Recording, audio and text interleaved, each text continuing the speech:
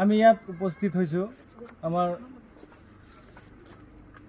High school শিক্ষান্ত পৰীক্ষাৰ ৰিজাল্টৰ পিছৰ দিন মানে আজি আমাৰ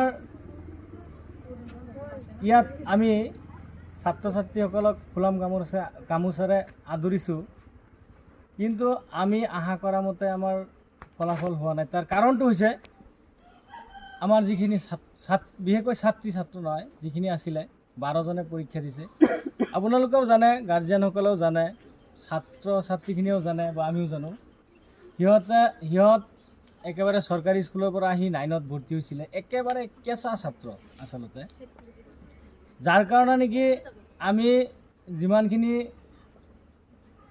মানে ৰিজাল্ট কৰিব লাগিছিল কৰিব পৰা নাই। বহুত চেষ্টাৰ পিছতো আমি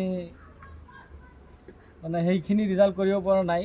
কিন্তু তথাপিও ইমান এই পিছপৰা জেগাৰ আৰু এনেকুৱা লিখা পঢ়াত কেঁচা ছাত্ৰ ছাত্ৰীখিনিক লৈ পেলাই যে আমি মানে 12জনীয়ে পৰীক্ষা দিছে, তাৰ মাজত 10জনীয়ে ছেকেণ্ড ডিভিজন পাইছে আৰু 4জনীয়ে প্ৰায় ফাৰ্ষ্ট ডিভিজন পোৱাৰ নিচিনাই আৰু অলপৰ কাৰণে পোৱা নাই। সেইকাৰণে তথাপিও আমি আজি আনন্দিত যে আমাৰ এটা থুলমূল হ'লেও আমাৰ কষ্টখিনি মানে কামত লাগিছে। গতিকে আপোনালোকে সহায় সহযোগিতা আগবঢ়াব যাতে আমি ভৱিষ্যতে আমি আগুৱাই লৈ যাব পাৰোঁ আৰু ভাল ফলাফল দেখুৱাব পাৰোঁ। আৰু আমাৰ ৰৌমাৰী আদৰ্শ একাডেমী ছিনিয়ৰ ছেকেণ্ডাৰী স্কুলখন যাতে